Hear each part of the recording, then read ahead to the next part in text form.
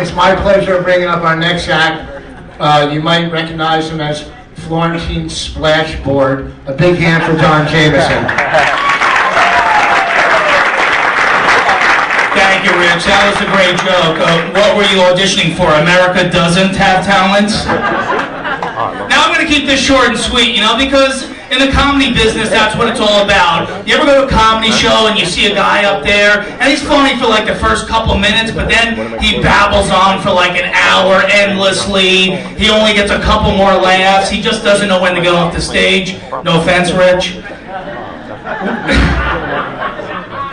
We're here to roast a man tonight who's known in the business as an annoying little retard. But enough about Jim Norton.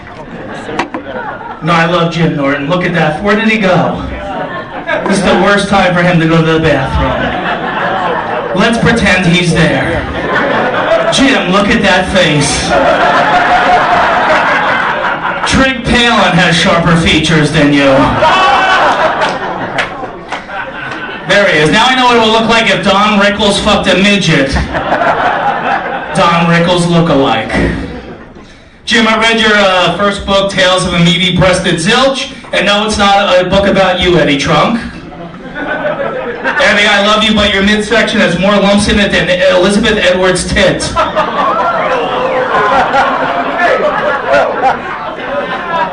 Is John Edwards here? Jim, I bought a copy of your book in Barnes & Noble. Wait, Levy just got excited. I said the word bar. Don't worry, but if there was a happy hour in a bar, maybe you learn to fucking read sometime. 70 days sober?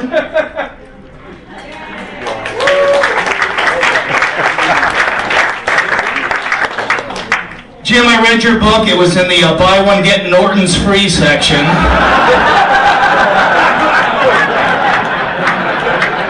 I bought it in hardcover, of course, so I could bash myself in the head with it after I was done reading it. No offense, Jim, but you wasted more ink than Kat Von D. But Norton's book was a bestseller, right? Just like that book, The Secret. Except Norton's secret is that when he and his friends were young, they used to blow each other.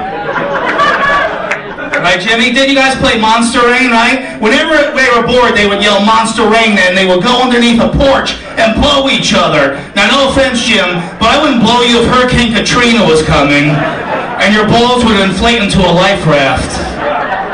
Dude, you had a sadder childhood than John Benet Ramsey did. Norton admits in his book that he's a creepy celebrity stalker. No, definitely none of them on this stage, thank God. I wonder what Ozzy would say if he knew the pen you just handed him to autograph was jammed up your ass from a prostitute an hour before. Jim, I loved your second book, I Hate Your Guts. I actually read the entire book taking a shit on another copy of your book. And you're such an angry man. You scare your crowds. Jim, your act has caused more people to flee a building than 9/11.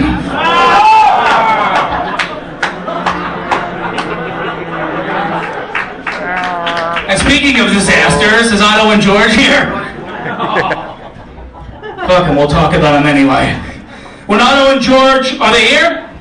Otto, come in, we're talking about you. Give it up for Otto and George. When Otto and George performs, nothing is off limits. Except for relevant topics and modern references. Otto's act is so old and boring, Callista Flockhart almost married it. Otto's act is so old, there's a Facebook campaign for it to host Saturday Night Live. You don't need a few drinks to get Otto's act, but you do need a time machine. Sadly, Otto, your act is even more outdated than Levy's hairdo.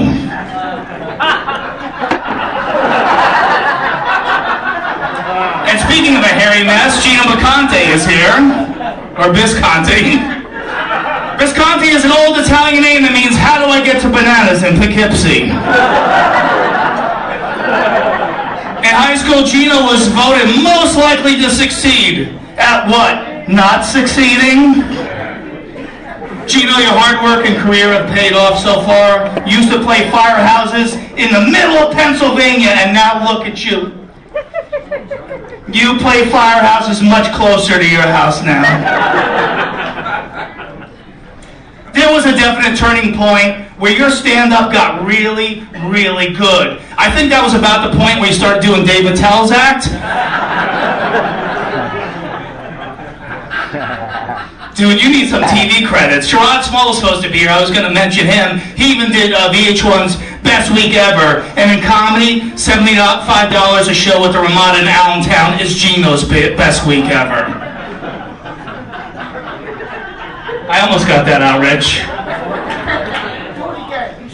I'm not going to do it again, no.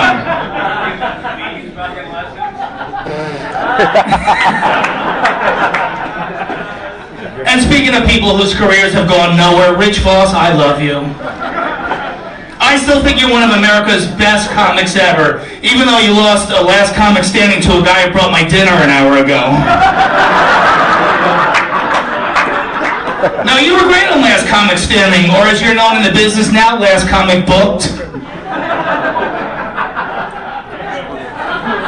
Thank God you're sober, Rich. Can you imagine? Your career has gone so far. If you weren't sober, you could never headline Uncle Vinny's Comedy Club in Point Pleasant and Staten Island.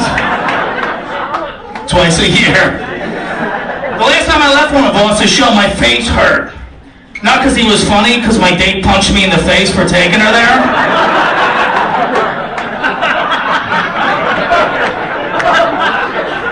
No, Rich is super funny. I actually tried to buy your DVD on your website, but my credit card canceled itself. Purchasing child pornography would be less embarrassing. No offense, Jim Norton. Yes, Rich, your career is deader than the nerve endings in Stephen Hawking's limbs. I'm sorry. But your personal life is good. You and Bonnie are great together. I've heard of a mercy fuck, but a mercy marriage? What could she possibly see in you? I know what you see in her. Great woman, great mother, terrible opener. But I love you two together. Rich, you got luckier than Levy's coke dealer. Bob, what do you always say? I'm a very pretty man, right? And you are still an absolute hunk. No, wait a minute. Oh, wait, I misread that. I meant to say drunk. You're an absolute drunk. Yeah, that's it. Oh, wait, maybe I shouldn't say the word absolute around you either. Bob drinks so much vodka, his liver speaks Russian. Your liver's so black, Mel Gibson said he could run in a pack and rape his girlfriend. And Bob, take it easy with the Klonopin. When your doctor gets carpal tunnel syndrome writing your prescriptions, you might have a problem. Bob's got more pills in him than a Walgreens. But in his defense, his doctor prescribes really delicious pills. But I understand why you drink, Bob. How else are you supposed to get through one of Joe Matarice's Comedy Central specials? You see, Gino, a Comedy Central special... Never mind. Bob, your liver is so black and bloated, Florentine almost dated it.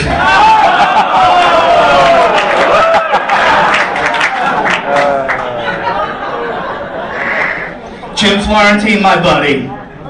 Man, I love your crank anchor character. Special Ed is a retarded but lovable buffoon who annoys people on the phone. No offense, Bob Levy. Bobby Fletcher was a drunken slob in no class. No offense, Bob Levy.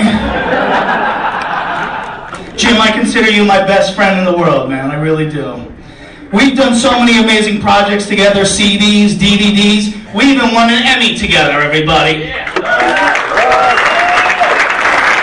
And someday, I know we're going to win a Grammy. And no, Bob, that's not the tiny bag with the white powder in it. No, a Grammy is an award. Unlike, where's Otto? Is he here? Unlike George, it's an inanimate object that you can actually hold in your hand and be proud of. Nothing on that. Actually, Bob has a Tony. A lot of people don't know that. Not the statue, that's the name of this coke dealer in Staten Island. In closing, I ask you, what do you call a man who is personable, charming, alarmingly funny, and well-respected in the comedy business? I call him Chris Rock. But he wouldn't be caught dead in a room with a bunch of losers like this. So we pay tribute to you, Jim. And don't worry, if things don't work out with that metal show, or times in the comedy business get tough, at least you always know you have Artie Fletcher to fall back on. That's for the kindest. Good night, everybody. God bless. Rest in peace, Greg. John Jamieson. You have just witnessed his best fucking set ever. I am not bullshitting. I've heard it many fucking times. I can't believe Jesse Joyce wrote for himself and for Don.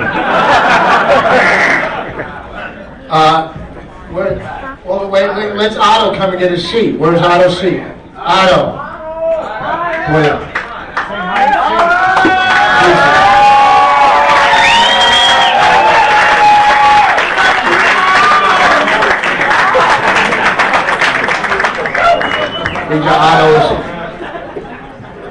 What happened? You missed a bus or something?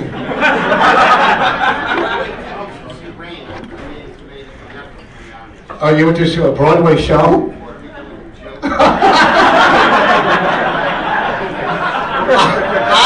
Otto's updated his act though. He flips the dummy's head and now he says it's Richard Jenny.